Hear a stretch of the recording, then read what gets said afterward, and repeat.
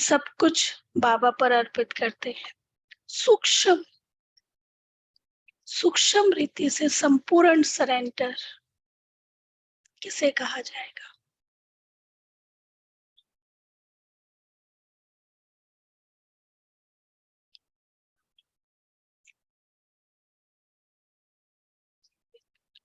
जीते जी मर जाना। और पापा ने कहा देही अभिमानी, ये है संपूर्ण सरेंडर। थोड़ा भी देह का कॉन्शियस है, मैं बहुत इंटेलिजेंट, मैं मतलब बहुत अच्छी प्लानिंग करती हूँ, बहुत अच्छे आइडियाज हैं, जितन ये भी है ना बॉडी रिलेटेड कॉन्शियस। तो जितना देही अभिमानी, संपूर्ण देही अभिमानी इज इक्वल टू संपूर्ण सरेंडर। अच्छा, बाबा संगम युग पर क्या स्थापन करते हैं? ब्राह्मण बच्चे और स्वर्ग की स्थापना और 111। अब बताओ। और हाँ, नजदीक आए। और संगम युग से ही शुरुआत होती है ना वो तो। हम्म तो वन, हाँ, लेकिन स्थापना संगम युग से। तो वन रिलीजन, ठीक है। फिर वन लैंग्वेज, वन कंट्री, और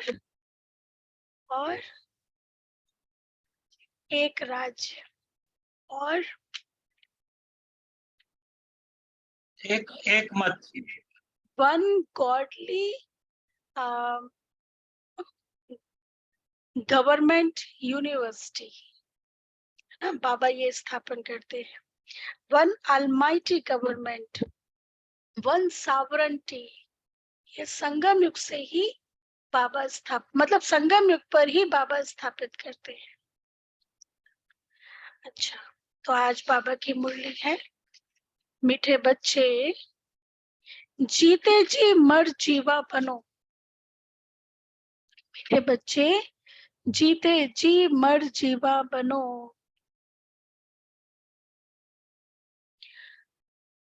हम अशरीरी आत्मा है, यह पहला पाठ। हम अशरीरी आत्मा है, यही पहला पाठ अच्छी तरह से रोज पक्का करते रहो। रोज पक्का करते रहो।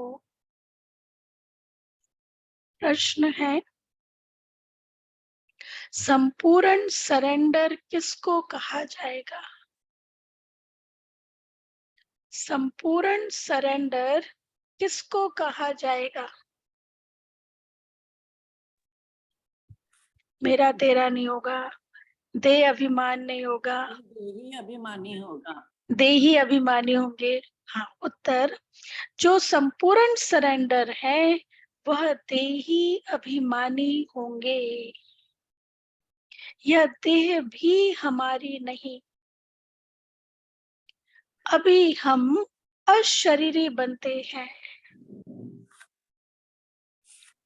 अर्थात तन मन धन जो कुछ है, अनुभव भी करते जाए साथ साथ। तन मन धन जो कुछ है वह बाबा को अर्पण करते हैं।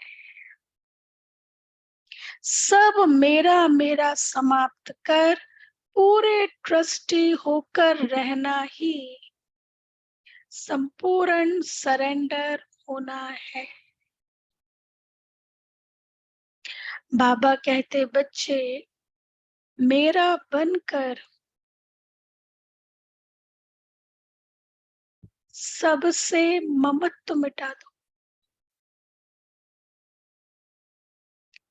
धंधा धोरी करो, संभालो, माँ बाप की पालना का कर्जा उतारो। धंधा धोरी करो, संभालो, माँ बाप की पालना का कर्जा उतारो, परंतु बाप की श्रीमत पर ट्रस्टी होकर, उसके लिए भी नियम है, बाप की श्रीमत पर ट्रस्टी होकर। अच्छा, गीत है, दर पे आए हैं कसम ले। आगे प्रेम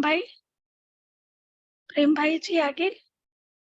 दर पे आए हैं कसम ले, जान हथेली पर, से कुछ है, मतलब कि हम अपनी जान, अपने जो है इच्छाएं जो भी है, उसको हथेली पर लेके रखते हैं और आप जो कहोगे उसको मानते हैं। ये इस तरह से अर्थ है। अच्छा, ओम शांति। बच्चों ने गीत सुना, जरूर गीत में रहस्य भरा हुआ है, जो बाप बैठ इनका अर्थ समझाते हैं। इसको कहा जाता है जीते जी मर कर बाप का बनना। बाप का बनने के बाद फिर टीचर व गुरु करते हैं। ऐसे भी नहीं सभी लौकिक गुरु करते हैं, मेजॉरिटी गुरु करते हैं। क्रिश्चियन लोग भी जब बच्चा पैदा होता है तो क्रिश्चियनाइज करते हैं। हिंदू धर्म में भी छठी की पूजा करते हैं, छठ होता है, उसमें बच्चे का नामकरण वो सब करते हैं, गुरु की गोद में जाकर देते हैं। फिर पादरी हो, भावना बहन मेरा पीछे रख, फिर पादरी हो या कोई भी हो, पादरी तो क्राइस्ट नहीं हुआ, कहेंगे उनके नाम पर हम क्रिश्चियन बनते हैं। अभी तुम बच्चे जानते हो, पहले पहले तो हम किसके बनते हैं? पहले पहले तो हम किसके बनते हैं? बाप के बनते हैं, शिव बाबा के बनते हैं ना। ब्रह्मा बाबा तो माध्यम है, सगाई, कनेक्शन, रिलेशन। हाँ, तो बाबा कहते पहले पहले हम बाप के बनते हैं। अपना तन मन धन जो कुछ है बाबा को अर्पण करते हैं, जीते जी मरते हैं, अर्थात हम आत्मा उनका बनते हैं। यह बुद्धि में रहना चाहिए। जो भी मेरी मेरी वस्तु है, मेरा शरीर, मेरा धन, मेरा दौलत, मेरे संबंधी, ये तो मोटा मोटा बाबा बता रहे, सूक्ष्म जाए तो कितना है ना। आदि जो कुछ है वो सब भूलते हैं। मरने के बाद सब भूल जाता है, मर गए ना जीते जी, सब भूल जाता है। कितनी बड़ी मंजिल है। हम अशरीरी आत्मा है, यह पक्का करना है।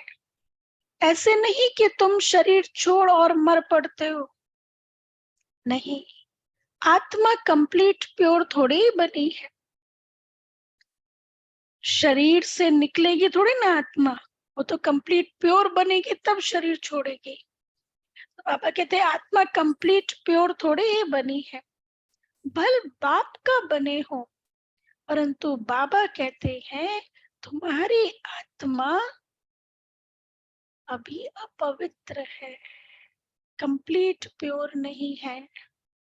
आत्मा के पंख टूटे हुए हैं, अभी आत्मा उड़ नहीं सकेगी। तमो प्रधान होने कारण एक भी आत्मा वापस जा नहीं सकती। माया ने एकदम पंख तोड़ दिए हैं। बाबा ने समझाया है आत्मा है फ्लाइंग काइट, सबसे तीखी जाती है, उससे तीखी कोई चीज होती नहीं। आत्मा से कोई पहुंच नहीं सकता, आगे कोई पहुंच नहीं सकता। पिछाड़ी में मच्छरों सदृश सब आत्माएं भागती हैं। पिछाड़ी में मच्छरों सदृश सब आत्माएं भागती हैं। कहाँ जाती हैं? परम धाम। बहुत दूर दूर, सूर्य चांद से भी पार जाती हैं। वहां से फिर लौटना नहीं है। उन्हों के रॉकेट आदि तो जाकर फिर लौट आते हैं, सूर्य तक तो पहुंच नहीं सकते। तुमको तो उनसे बहुत दूर जाना है। सूरज चांद तारों की दुनिया से बहुत दूर जाना है। सूक्ष्म वतन से भी ऊपर मूल वतन परम धाम में जाना है। झट चले जाते हैं, आत्मा को पंख मिल जाते हैं। हिसाब किताब चुकतू कर आत्मा पवित्र बन जाती है। इस कयामत के समय की महिमा बहुत लिखी हुई है। सब आत्माओं को हिसाब किताब चुकतू करके ही जाना है, ऐसे कोई भी जा नहीं सकते। अभी तो सब आत्माएं मैली पाप आत्माएं हैं, यहाँ ही पुनर्जन्म लेती रहती हैं। तुम जानते हो यह बेहद का ड्रामा है। सब एक्टर्स को पार्ट बजाने वहां से आना जरूर है। कहां से? परम धाम से। सबकी आत्माएं स्टेज पर आनी है। जब विनाश का समय होता है तो सब आ जाते हैं। वहां रहकर क्या करेंगे? एक्टर बिगर पार्ट बजाने घर में थोड़ी बैठ जाएंगे, नाटक में जरूर आना पड़ेगा। वहां से जब सब चले जाते हैं, वहां से जब सब चले जाते हैं, तब फिर बाप सबको ले जाते हैं, यहाँ से ले जाते हैं। बाप कहते हैं मैं भल यहाँ हूं, तो भी आत्माएं आती रहती हैं। परम धाम से नीचे आती रहती है। मुरली बाबा सुना रहा है, भल यहाँ है तो भी आत्माएं आती रहती हैं, वृद्धि को पाती रहती है नंबरवार। फिर तुम जाएंगे भी नंबरवार, ऐसे नहीं एकदम से यहाँ से चले जाना है, जाएंगे भी नंबरवार। सारा तुम्हारी अवस्था पर मदार है, इसलिए बाबा के साथ जाने वाले ना फिर थोड़े और सुधरे, मतलब थोड़े हाँ कैटेगरी वाइज जाएंगे ना, संपूर्ण सतो प्रधान रजो प्रधान और लास्ट में तमो प्रधान, तो नंबरवार हो गया ना। तो यहाँ से जाते हैं नंबरवार। सारा तुम्हारी अवस्था पर मदार है, इसलिए मर जीवा बनना है। हम आत्मा है, यह निश्चय रखना मेहनत है। बच्चे घड़ी घड़ी देह अभिमान में आकर भूल जाते हैं। देही अभिमानी तब होंगे जब कंप्लीट सरेंडर होंगे।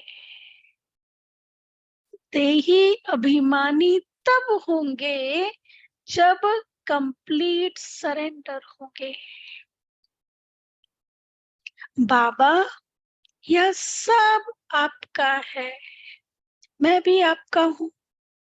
यह देह जैसे कि हमारी है नहीं, इनको मैं छोड़ देता हूँ। बाबा मैं आपका हूँ। बाबा कहते हैं मेरा बन और सबसे ममत्व मिटा दो। बाकी ऐसे नहीं कि यहाँ आकर बैठ जाना है। तुमको अपना धंधा धोरी करना है, घर संभालना है, बच्चों का कर्जा उतारना है,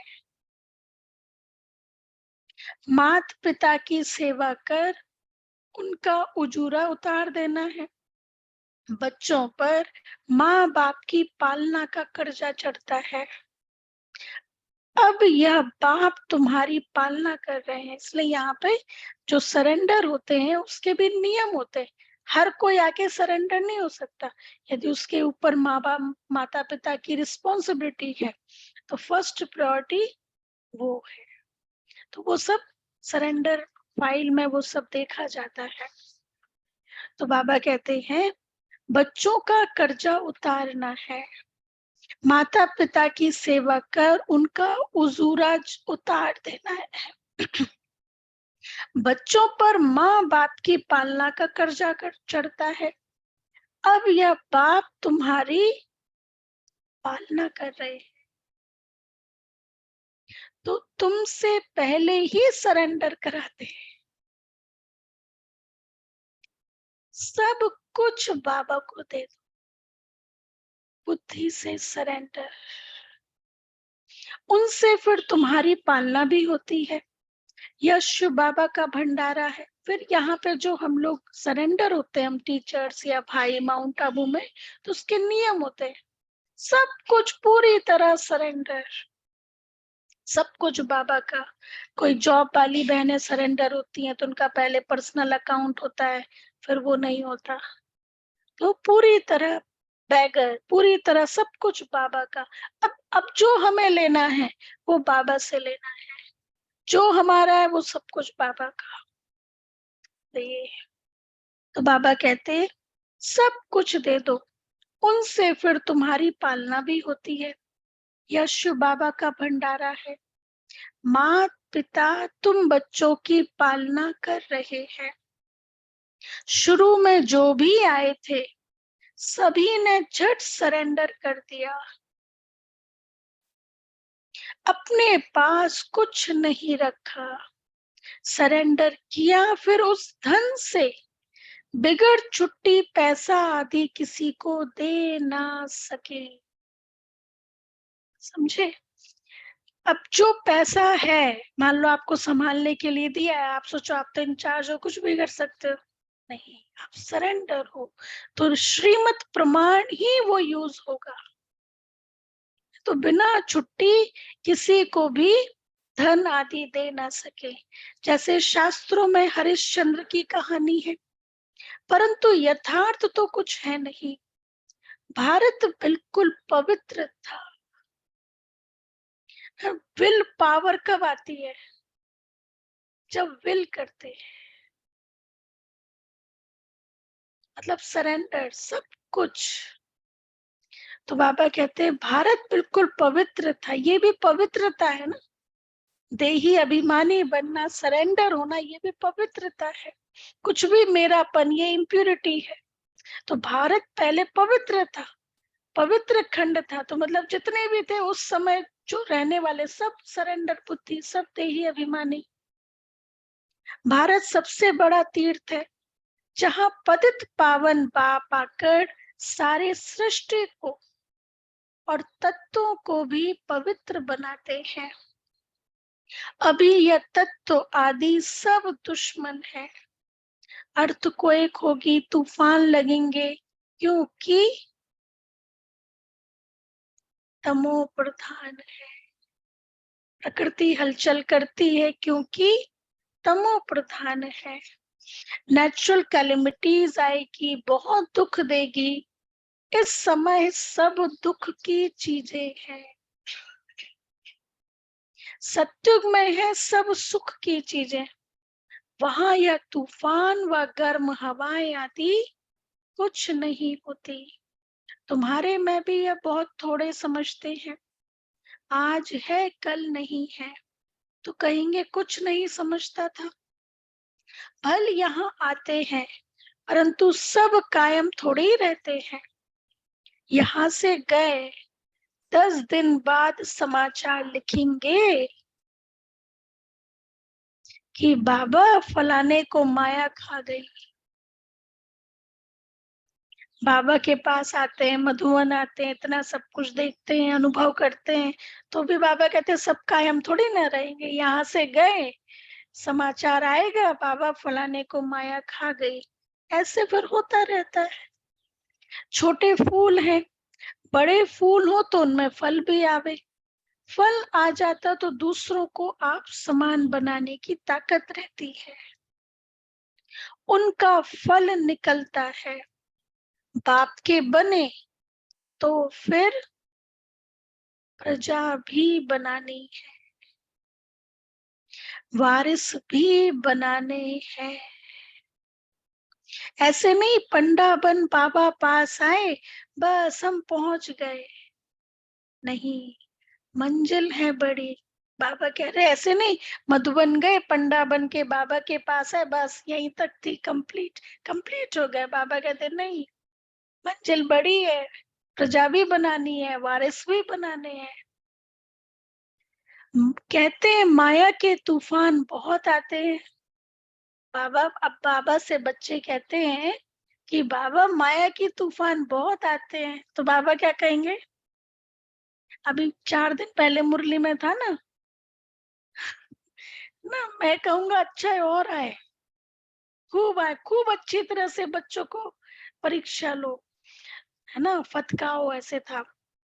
तो बाबा क्या बच्चे बाबा से कहते हैं बाबा माया के तूफान तो बहुत आते हैं।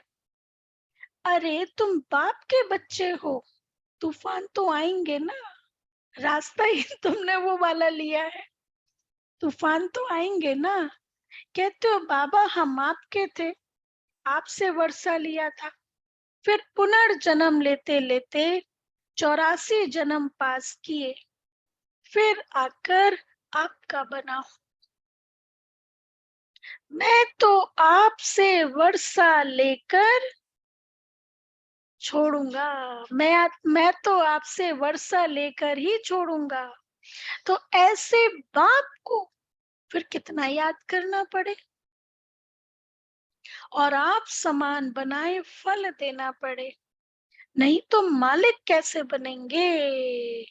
नहीं तो मालिक कैसे बनेंगे? आप समान नहीं बनाएंगे, सत्युग में पहुंच गए, राजा बन गए, अभी राज्य किसके ऊपर करेंगे? आपने अपना क्रिएशन तो तैयार की ही नहीं, किसके ऊपर फिर सब चाहिए? जो तैयार करेंगे उसी पर तो राज्य करेंगे ना। वारिस क्वालिटी भी चाहिए, दास दासियां भी चाहिए, सब कुछ चाहिए। तो बाबा कहते हैं नहीं तो फिर मालिक कैसे बनेंगे, अपना वारिस कैसे बनाएंगे? प्रजा भी चाहिए और वारिस भी चाहिए, तो गद्दी पर बैठे ना।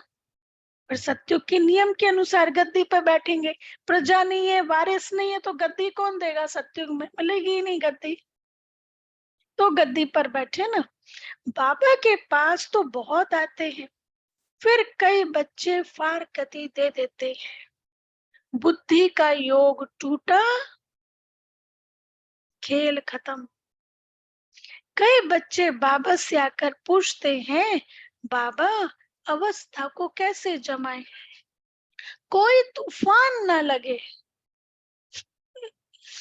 कोई तूफान ना लगे। तो बाबा ने क्या कहा होगा? बल्कि तूफान आते तो अवस्था बड़ी अच्छी होती है, योग योग बड़ा अच्छा लगता है, और ज्यादा गहराई में जाते ज्ञान में, योग में, है ना। तो बाबा कहते हैं उन्हों को तो रास्ता बतलाते ही रहते हैं कि बाप को याद करो, अब तूफान तो लगेंगे ही, ऐसा हो नहीं सकता कि तूफान ना लगे, तूफान तो लगेंगे ही। बॉक्सिंग में ऐसा कब देखा जो एक ही थप्पड़ खाता रहे? कहते बॉक्सिंग में ऐसा कब देखा जो एक ही थप्पड़ खाता रहे? जरूर दोनों में हिम्मत होगी, है ना। थप्पड़ एक वह लगाएंगे तो 10 थप्पड़ दूसरे में लगाते होंगे, यह भी बॉक्सिंग है। बाप को याद करते रहेंगे तो माया भागती जाएगी। ये बाबा सॉल्यूशन बता रहे हैं। परंतु फट से तो नहीं होगा, थोड़ा टाइम लगेगा। माया से कुश्ती लड़नी है, ऐसे मत समझो माया थप्पड़ नहीं मारेगी।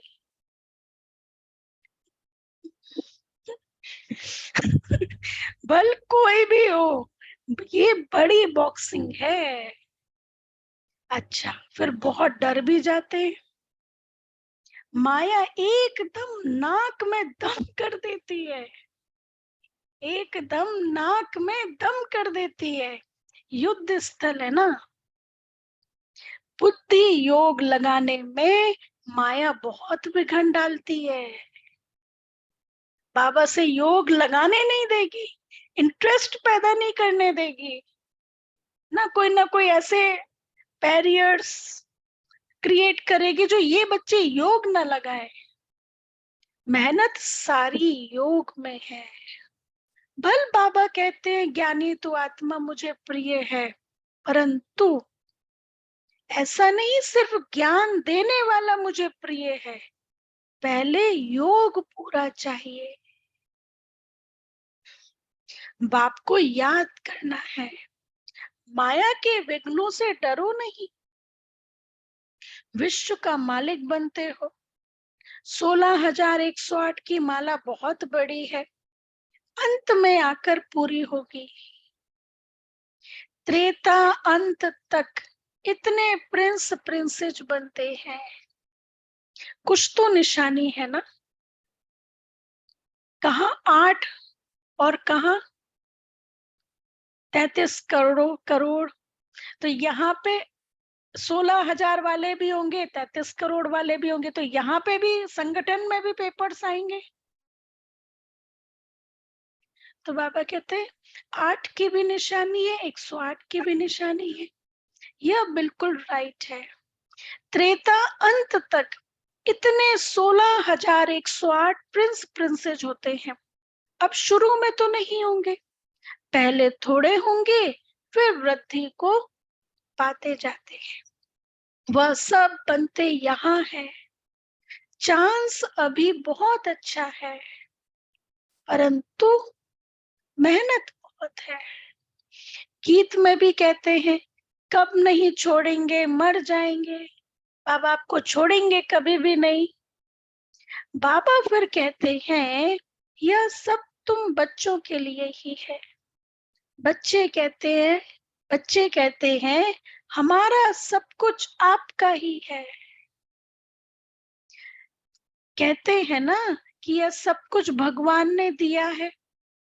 अब बाप कहते हैं यह तो सब खत्म हो जाना है। विनाश तो होता है ना। तुम्हारे पास क्या है? अब बाबा पूछ रहे हैं तुम्हारे पास क्या है? मनोज भाई, बाबा पूछ रहे क्या है? यह शरीर भी तुम्हारा नहीं है, तो फिर और क्या है? शरीर नहीं है तो फिर और क्या है? यह शरीर भी खत्म हो जाएगा। अब मैं फिर तुमको बदली कर देता हूं। सिर्फ एक्सचेंज करते हो ना। तो बाप कहते हैं बच्चे अशरीरी बनो, हमको याद करो, सभी सरेंडर करो, सब कुछ सरेंडर करो। बाबा कहते हैं इन सब शास्त्रों आदि का तुमको अब सार समझाता हूं। जो शास्त्र आदि पढ़े हुए हैं वह तो समझते हैं। बाप कहते हैं मैं ब्रह्मा मुख द्वारा तुमको यह समझाता। मैंने कल्प पहले भी तुमको राजयोग सिखाकर राजा रानी बनाया था, फिर अब बनाता हूं। कभी भी मनुष्य मनुष्य को गीता सुनाए, राजयोग सिखलाए, राजा रानी बना नहीं सकते। मनुष्य मनुष्य को राजा रानी बना नहीं सकते। फिर गीता सुनने से क्या फायदा? बाप तो कहते हैं मैं खुद कल्प कल्प आकर तुमको स्वर्ग का मालिक बनाता हूं। हमारा बनेंगे तब तो वारिस बनेंगे ना, तब तो बाबा वर्षा देगा ना। जो तो जितना तुम योग में रहेंगे उतना शुद्ध बनते जाएंगे। जितना योग में रहेंगे उतना शुद्ध बनते जाएंगे। बाबा यह सब आपका है, हम तो ट्रस्टी हैं। आपके हुक्म बगैर हम कुछ नहीं करेंगे। शरीर निर्वाह कैसे करना है वह भी मत लेनी है। अक्सर करके गरीब ही पूरा पोता मेल देते हैं। साहूकार दे ना सके, सरेंडर हो नहीं सकते, कोई विरला निकलता है। जैसे कि जनक का नाम है, बाल बच्चे हैं, जॉइंट प्रॉपर्टी है, तो अलग कैसे हो। साहूकार लोग प्रॉपर्टी निकाले कैसे, जो सरेंडर हो। अब बाप है ही गरीब नवाज, सबसे गरीब माताएं हैं, उनसे भी जास्ती गरीब कन्याएं गरीब हैं। आजकल तो सब जॉब वाले हो गए। हाँ, लेकिन वैसे देखा जाए बाबा कहते हैं सबसे गरीब उनसे भी गरीब कन्याएं हैं। कन्या को कभी वर्षे का नशा नहीं होगा कि पिता का वर्षा मिलेगा। खैर आजकल तो शायद गवर्नमेंट के रूल्स ऐसे आ गए हैं, लेकिन जब बाबा ने चलाई थी मुरली तब नहीं था। तो कन्या को कभी वर्षे का नशा नहीं होगा। बच्चे को बाप की जागीर का नशा रहता है, तो वह भी सब छोड़, ये नशा भी सब छोड़ फिर वैकुंठ का वर्षा लेना पड़े। कितना सूक्ष्म बाबा अभिमान बता रहे हैं। ये भी तो देह अभिमान है ना। दान हमेशा गरीब को ही दिया जाता है। यदि गरीब नहीं मिले तो नहीं बने तो बाबा कैसे देगा। आपका कुछ है तो बाबा कहते हैं ना आपके पास, फिर मैं क्यों दूं। तो दान हमेशा गरीब को ही दिया जाता है। भारत है सबसे गरीब, अमेरिका बहुत साहूकार है, उनको वर्षा देते हैं क्या। भारत सबसे साहूकार था उस समय, और कोई धर्म नहीं था, सिर्फ भारतवासी ही थे। एक भाषा थी, गॉड इज वन। अच्छा, अब मैं क्या स्थापन करता हूं। मैं one sovereignty, one religion, one language स्थापन करता हूं, वन यूनिवर्सिटी, है ना। मैं कब कब कहाँ स्थापन करते हैं, यहाँ पे। और सुनो और क्या होगा, वन ऑलमाइटी गवर्नमेंट स्थापन करते हैं।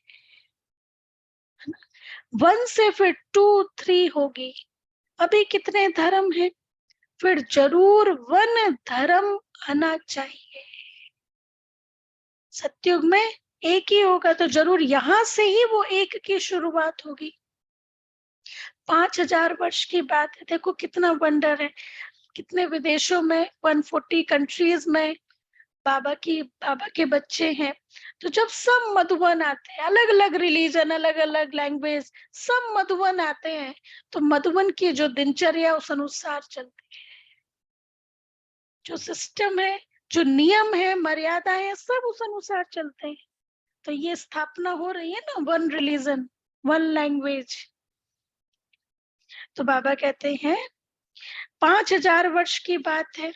मनुष्य समझते हैं फलाना मरा स्वर्गवासी हुआ, शायद ऊपर चला गया। देलवाड़ा मंदिर में भी स्वर्ग ऊपर छत में है, तो मनुष्य मूंझ जाते हैं। वास्तव में स्वर्ग कोई ऊपर नहीं है। तुम अब जानते हो बाबा के पास जाना है। फिर यहाँ आकर राज्य करेंगे। यह ज्ञान बुद्धि में रहना चाहिए, जो फिर तुम कोई को समझा सको। कच्चे को तो माया कच्चा खा जाएगी। बाबा के पास समाचार आता है, फलाने ने एक ही ऐसा तीर मारा जो बस मैं बाबा का बन गया। शास्त्रों में लिखा हुआ है कि कुमारियों द्वारा बाण मरवाए। कौन सा उदाहरण है ये? हाँ, शिखंडी ने भीष्म पितामह को मारा था। तो बाबा कहते हैं कुमारियों द्वारा बाण मरवाए। इसको ज्ञान बाण कहा जाता है। सिर्फ बाप की याद दिलानी है, बाकी कोई स्थूल बाण की बात नहीं है। जानते कुछ भी नहीं। मनुष्यों को जो आया सो लिख दिया है। अब गंदगी तो बहुत है, जो आया सो लिख दिया है। रिद्धि सिद्धि वाले भी बहुत हो गए। सच जब निकलता है, सच जब निकलता है तो झूठ सामना करता है।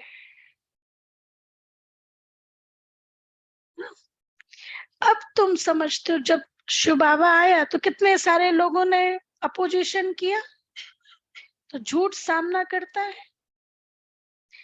अब तुम समझते हो कि शिव बाबा है निराकार और यह ब्रह्मा है साकार। ये प्रोजेक्टर लगाना है तो वो तार लेके यहाँ लगाना है। तो बाबा कहते हैं अब तुम समझते हो कि शिव बाबा है निराकार और यह ब्रह्मा है साकार। बाकी नाभि आदि की कोई बात ही नहीं है। झूठ के कारण सच को मनुष्य समझ नहीं सकते।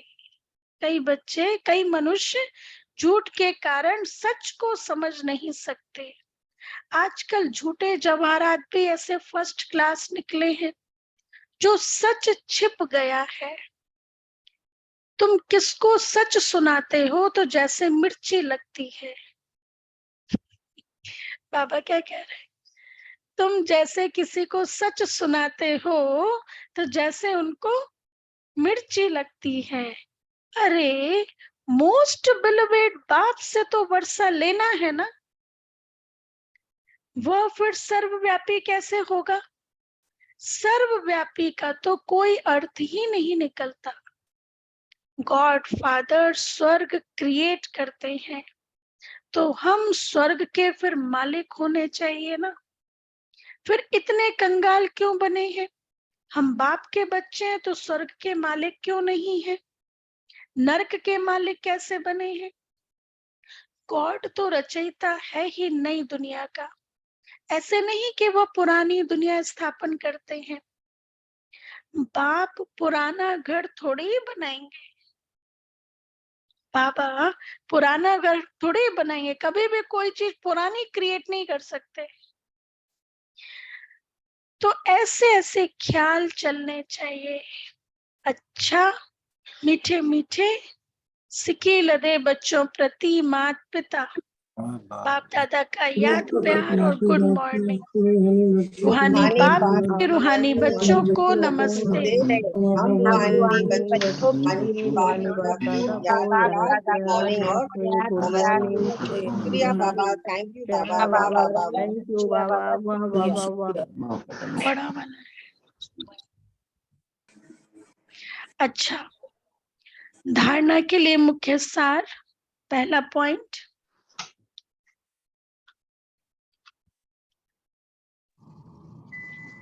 माया के विघ्नों से डरना नहीं है। माया के विघ्नों से डरना नहीं है।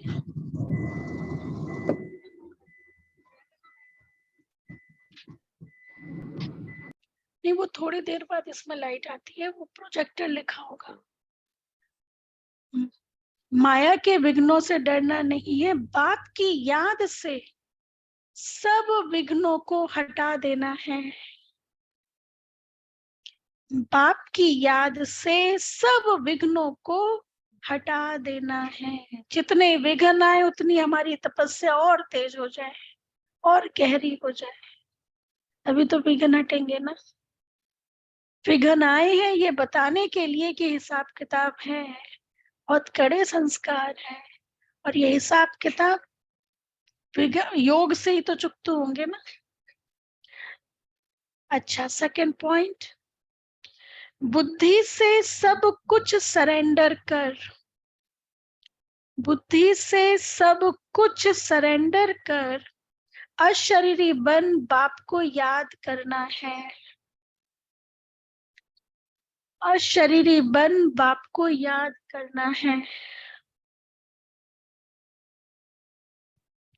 यानी तू आत्मा के साथ साथ योगी भी जरूर बनना है।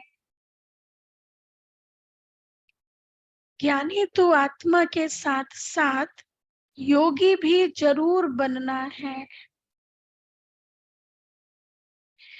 वरदान है, मेरेपन की स्मृति से, मेरेपन की स्मृति से स्नेह और रहम की दृष्टि प्राप्त करने वाले, स्नेह और रहम की दृष्टि प्राप्त करने वाले समर्थी संपन्न भव।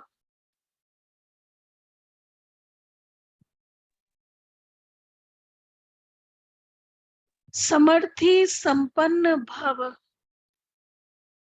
डिटेल, जो बच्चे बाप को पहचान कर दिल से एक बार भी मेरा बाबा कहते हैं, तो रहम के सागर बाप दादा क्या करते होंगे? जो बच्चे बाप को पहचान कर दिल से एक बार भी मेरा बाबा कहते हैं, तो रहम के सागर बाप दादा ऐसे बच्चों को रिटर्न में पदम गुणा उसी रूहानी प्यार से देखते हैं। रहम और स्नेह की दृष्टि उन्हें सदा आगे बढ़ाती रहती है। यही रूहानी मेरेपन की स्मृति ऐसे बच्चों के लिए समर्थी भरने की आशीर्वाद बन जाती है। बाप दादा को मुख से आशीर्वाद देने की आवश्यकता नहीं पड़ती, लेकिन सूक्ष्म स्नेह के संकल्प से हर बच्चे की पालना होती रहती है। अच्छा, स्लोगन, जो बाप के प्यारे हैं, जो बाप के प्यारे हैं, उनका अन्य किसी व्यक्ति व वैभव से प्यार हो नहीं सकता। जो बाप के प्यारे हैं उनका अन्य किसी व्यक्ति व वैभव से प्यार हो नहीं सकता। अच्छा, आज 11वां पॉइंट है, फरिश्ता अर्थात अव्यक्त इशारे। फरिश्ता अर्थात दिव्यता स्वरूप। दिव्यता की शक्ति साधारणता को समाप्त कर देती है। जितनी जितनी दिव्यता की शक्ति हर कर्म में लाएंगे, उतना ही सबके मन से, मुख से स्वतः ही यह बोल निकलेंगे कि यह दिव्य दर्शनीय मूर्त है। अनेक भक्त जो दर्शन के अभिलाषी हैं, अनेक भक्त जो दर्शन के अभिलाषी हैं कि देवियों के दर्शन हो जाए, उनके सामने आप स्वयं दिव्य दर्शन मूर्त प्रत्यक्ष होंगे। तभी सर्वात्माएं दर्शन कर प्रसन्न होंगी। तभी सर्वात्माएं दर्शन कर प्रसन्न होंगी। अच्छा, ओम शांति।